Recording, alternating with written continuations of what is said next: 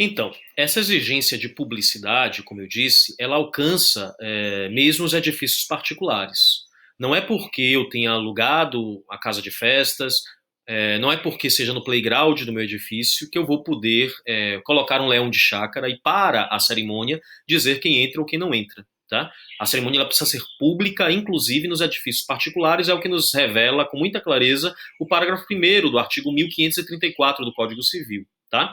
Ficará de portas abertas, ou seja, franqueado o acesso a qualquer pessoa, qualquer interessado, o edifício particular onde vai acontecer o casamento, tá? E, ao lado desta exigência de publicidade, o Código também vai nos reportar uma outra exigência formal, a presença de testemunhas para a realização do casamento. Se for na sede do cartório ou em outro qualquer edifício público, como a sede do fórum, precisaremos de apenas 2 testemunhas. Se for em outro qualquer edifício particular, igreja, outro templo religioso, casa de festas, playground de edifício, nós precisaremos necessariamente de 4 testemunhas. 4 será o número de testemunhas se for em edifício particular ou, ainda que em edifício público, se um dos contraentes não souber escrever ou não puder escrever.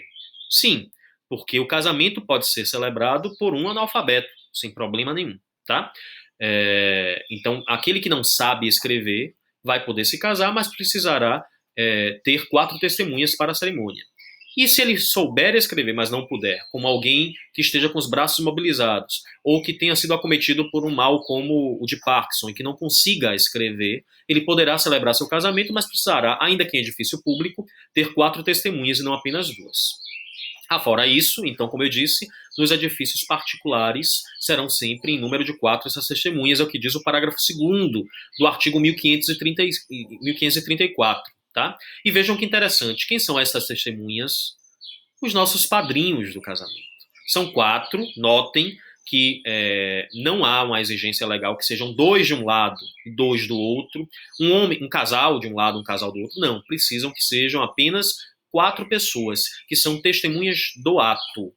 E ao contrário do que nos oferece a teoria do direito processual civil, a regra, né, que testemunhas sejam pessoas imparciais, aqui, como não temos lide em estado potencial, estas testemunhas podem ser quaisquer indivíduos, inclusive parentes nossos, um irmão, um primo, um amigo querido, um amigo de infância, o melhor amigo, não há problema nenhum.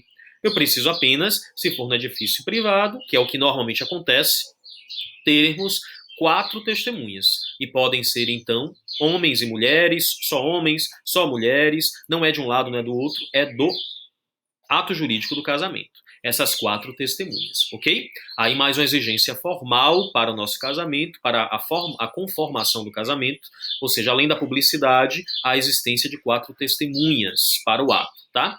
Finalizam-se as exigências solenes para o casamento com o artigo 1535, que nos oferece uma dicção legal das mais originais possíveis. Eu digo a vocês que não existe algo similar no Código Civil brasileiro, que eu tenha conhecimento, sequer na legislação extravagante, que nos ofereça a mesma redação tal como a prevista no artigo 1535.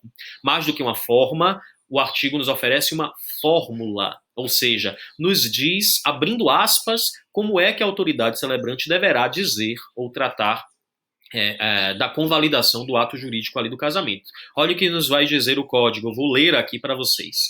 Presentes os contraentes, em pessoa ou por procurador especial, juntamente com testemunhas e o oficial do registro, o presidente do ato, ouvida aos nubentes a afirmação de que pretendem casar por livre e espontânea vontade, declarará efetuado o casamento nestes termos, 2 pontos, abre aspas, de acordo com a vontade que ambos acabais de afirmar perante mim, de vos receberdes por marido e mulher, eu, em nome da lei, vos declaro casados. Fecha aspas. Consultem depois o artigo 1535, tá? Para verem a forma inusitada com que é redigido. Então estabelece aí uma frase, uma fórmula, com a qual se deve valer aí a autoridade celebrante para firmar o ato. Ou seja, ele ouve a manifestação da vontade, declarada verbalmente pelos nubentes, e depois declara também firmado o casamento. Aí estão as